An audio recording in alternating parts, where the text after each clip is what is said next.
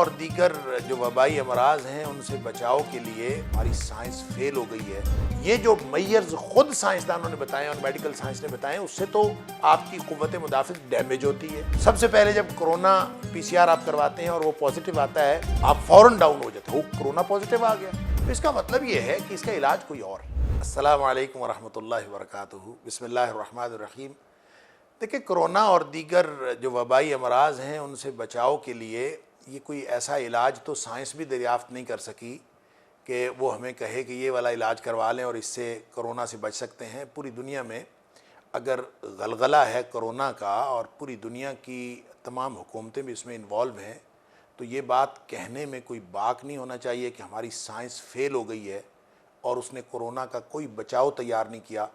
جس ویکسینیشن کو ہم کرونا سے بچاؤ کا ذریعہ سمجھ رہے ہیں اور پوری دنیا اس کی طرف جا رہی ہے، اس کو بچاؤ کا ذریعہ سمجھ رہی ہے، یہ سائنس خود کہہ رہی ہے کہ یہ 100% بچاؤ اور 100% یہ اس سے تحفظ یہ بھی پھر بھی ممکن نہیں۔ تو اس کا مطلب یہ ہے کہ اس کا علاج کوئی اور ہے۔ کیوں؟ نبی اکرم صلی اللہ علیہ وسلم کا فرمان ہے لکل داء دوا، دنیا میں کوئی بیماری اللہ نے ایسی پیدا ہی نہیں فرمائی جس کی آپ نے علاج اللہ نے پیدا نہ فرمایا ہو، تو سوائے موت کے۔ موت ایک ایسی بیماری ہے جس کا علاج نہیں ہے، باقی تو ہر ایک کا علاج ہے۔ ہاں، یہ ہو سکتا ہے کسی کا علاج ایلوپیتھک میں ہو، کسی کا علاج ہومیوپیتھک میں ہو، کسی کا علاج طب یونانی میں ہو، اور ہو سکتا ہے کسی کا علاج جو ہے وہ کسی اور چیز میں نہ ہو بلکہ اللہ کے قرآن میں ہو۔ لہٰذا ہمیں وہ علاج دریافت کرنا ہے اور یہ سارے کے سارے جو ٹریٹمنٹ کے موڈز ہیں ان کو اختیار کیا جا سکتا ہے، لیکن قرآن وَنُنَزِّلُ مِنَ الْقُرْآنِ مَا هُوَ شِفَاءٌ وَرَحْمَةٌ، ہر طرح کی روحانی اور جسمانی بیماری کی جو شفا ہے وہ تو قرآن میں ہے۔ جب قرآن خود اس کا کلیم کر رہا ہے اور اس سے بڑی اور کوئی شفا کی گارنٹی نہیں ہو سکتی جتنی قرآن میں ہے۔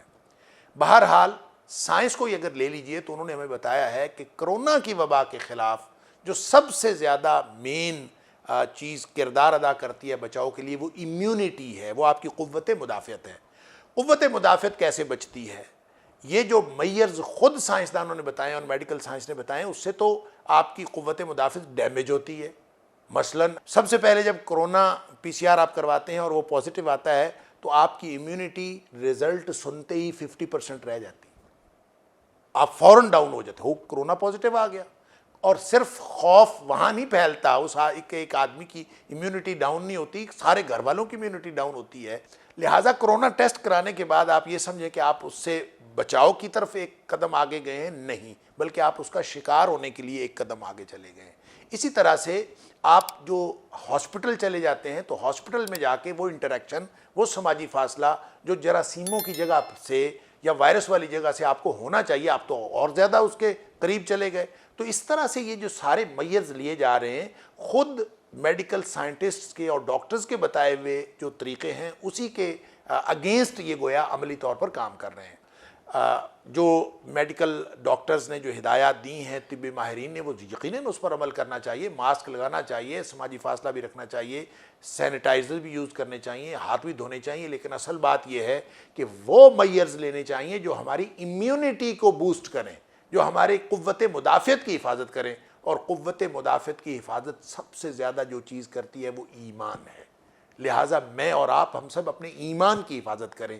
اور ایمان کیا ہے؟ ایمان یہ ہے کہ اگر 5000 لوگ پاکستان میں ایک دن میں فوت ہو رہے ہیں، ان میں سے 61 اگر فوت ہو گئے کرونا کی مرض سے تو باقی بھی تو کسی نہ کسی مرض سے فوت ہوئے ہیں۔ اس کا مطلب یہ ہوگا بیماری کوئی بھی ہو، کوئی کرونا سے نہ فوت ہو تو کسی اور سے فوت ہو سکتا ہے، اور کوئی اگر بلکہ کسی کو کوئی بیماری بھی نہ ہو تو اس کا مطلب یہ نہیں ہے کہ اس نے فوت نہیں ہونا۔ کل نفس ذائقۃ الموت، فوت تو اس نے بھی ہونا ہے، مرنا تو اس نے بھی ہے۔